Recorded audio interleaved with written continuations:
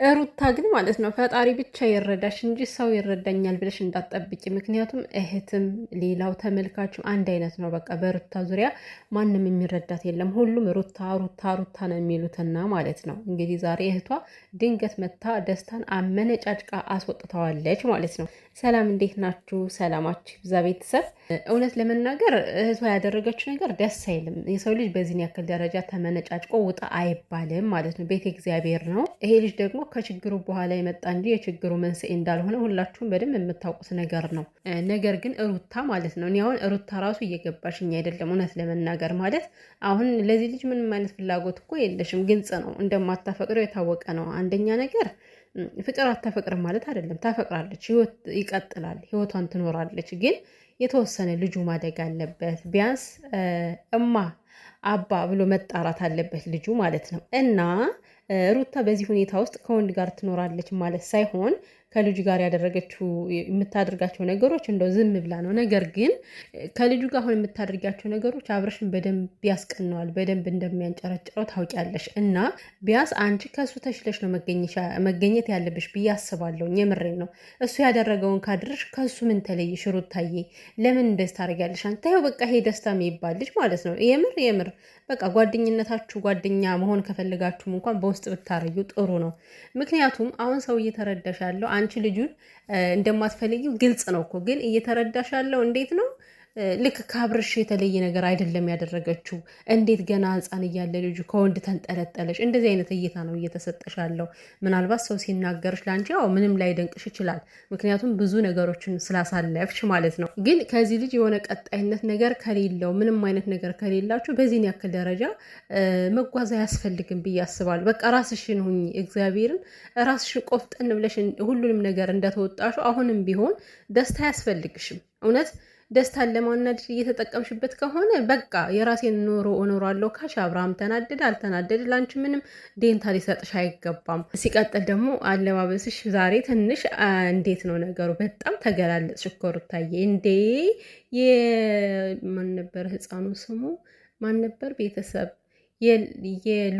የልዑሌ እናት ማለት ነው። ትንሽ አለባበስሽ ረዘም ብል ሸንቃጣንሽ፣ ቆንጆንሽ፣ የወለድሽ ሁላ አትመስይም። ሲጀመርም ግን ደግሞ ትንሽ ረዘም ማለት አለበት አለባበስሽ። ተይ እንጂ ሩታዬ እንዴ! አንዳንዴ በራሳችን ወደን ፈቅደን ለስድብ መጋለጥ የለብንም ብዬ አስባለሁኝና ሌላኛው እንግዲህ ቤተሰቦቿ እኔ እንጃ ማለት ለምንድን ነው ግን የአብርሃም ጥፋት ለምንድን ነው የማይታያችሁ? አብርሃም ሲጀመር አርፎ የተቀመጠ ሰው እኮ አይደለም እንዴ!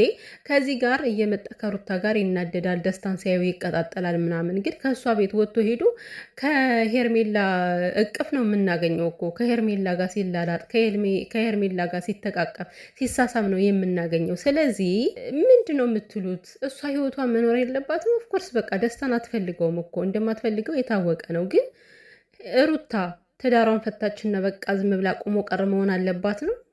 ማግባት አትችልም ከዚህ በኋላ። በደንብ አድርጋ ነው የምታገባው ማለት ነው።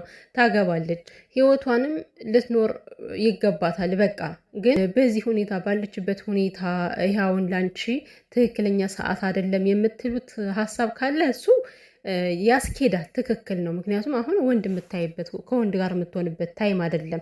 ከልጇ ላይ ነው ፎከስ ማድረግ ያለባት አሁን ላይ። ነገር ግን ማለት ነው እኔ ሴት ልጅ ከወለደች በኋላ ምንድነው ተደቁሳ ትቀር የምትሉ ሰዎች አላችሁ ማለት ነው። እና ዛሬ እዱ ያደረግሽው ነገር ልክ አይደለም። በቃ ምንም ይሁን ምንም ልጁን በአግባብ ማናገር ነበረብሽ። ሲቀጥል ደግሞ እሱ ዛሬ እንግዲህ ከውሽሚት ጋር ቤት ገብተዋል፣ አዲስ ቤታቸው ገብተዋል አይደል እንዴ? ስለዚህ እሷንም እኔ አላቅም። እኔ አንዳንዴ ሰው እንዴት መረዳት እንደሚችል የሩታን ሁኔታ እንዴት መረዳት እንደሚችል በጣም ነው ግራ የሚገባው ማለት ነው። ይህንን ፍቅር አሁን ላይ ሆነ ባትጀምረውም ወደፊት መጀመሩ አይቀርም እኮ። ይሄ እንደው ዝም ብላ ለቀልድም ይሁን ለማናደድ የተጠቀመችው ነገር ነው። በዚህ እንደዚህ ፌንት የሰሩ የተቀጣጠሉ ትክክለኛውን ጋብቻ ስታመጣው ምን ሊሆኑ ነው? እሺ ደግሞ መጋባቷ እኮ አይቀርም ማለት የሆነ ወንድ ወደ ህይወቷ መምጣቷ የማይቀር ነገር ነው።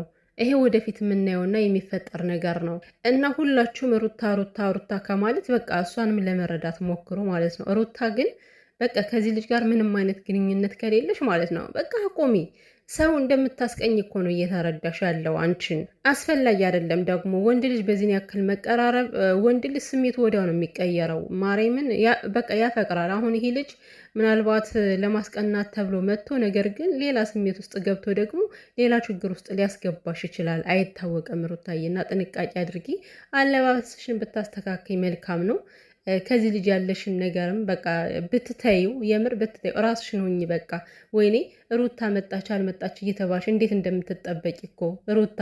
አንቺ ብቻ እኮ የሚዲያው መሪ ነሽ። በቂ እኮ ነሽ፣ ለራስሽ በቂ ነሽ። ሰው አያስፈልግሽም። ሲጀመርም ቀብረር ብለሽ ለመኖር በጣም አቅም ያለሽ ሰው ነሽ።